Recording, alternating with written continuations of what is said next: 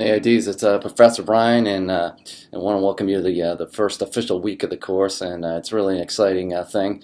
IDN 532 is officially rolled out, and it's time to get started basically with our work. And I just want to introduce you to some of the things that are going to be happening with Module 1. And I looked in at the course, and I know that a number of you have gotten started with it. And that's really good news. And once again, I'm really excited. I think this run of the course is really going to be something special. This week we're going to be starting our kind of work up to the project work. We have three modules essentially, actually four, that are going to just kind of get us in the correct mindset with instructional design and the process of building courses and things like that. And the first one really deals with efficacy, and that is the question, is this a sustainable type of learning paradigm for students in the long run? Is it going to continue to manifest itself as something that's useful for both educators, trainers, etc., and also for the online learner? And we know that whenever we think about the idea of online learning, it's always matched against the face-to-face type of question, or whether are they equally as good, is one better than the other, and essentially the trade-offs that occur with that, and are there in fact any trade-offs that we need to make when we make choices with deciding whether it's going to be something for instruction is going to be a face-to-face piece, or whether it's going to be an online piece. And so those are the questions that we're going to entertain. There's a pretty good article in here that you'll see that speaks to it pretty well, and along with the online lecture, to ask these questions. So be thinking about that when you're entering the content for the week. Next week we're going to be talking about the adult learner. So what I'll say is that once we get through this module, start thinking about that. Think about the audience, which is the adult learner for us in many cases, and how they're different, in fact, from younger learners. There's a complete difference between that, and how the development of younger audience learners as opposed to adult learners is very different. And I learned that. In a very practical way, being an elementary school teacher and then moving up to teaching adult learners, it's very it's a kind of a different galaxy there when we're talking about the comparison of those things.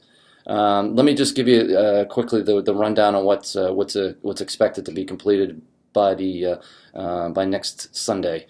For the course this week, and we have the complete the following part in the module lesson for the week, or for the module of the week, and that's meant to be a checklist for you, so that there's never any doubts on whether you've completed all the work that needs to be done. It's right there in front of you. It's one of the first things you see.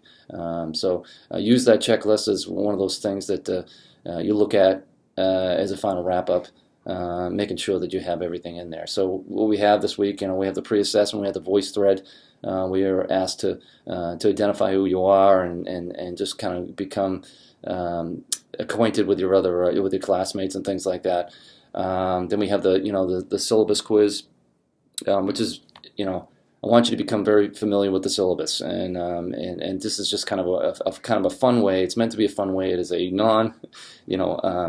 a high stakes type of exam, so to speak. It's just meant to get you thinking about it. So, and it's not going to count either. It's just a thing to get you to thinking about the syllabus, and so it's fresh in your head if you have any of these questions on what the policies are and things like that.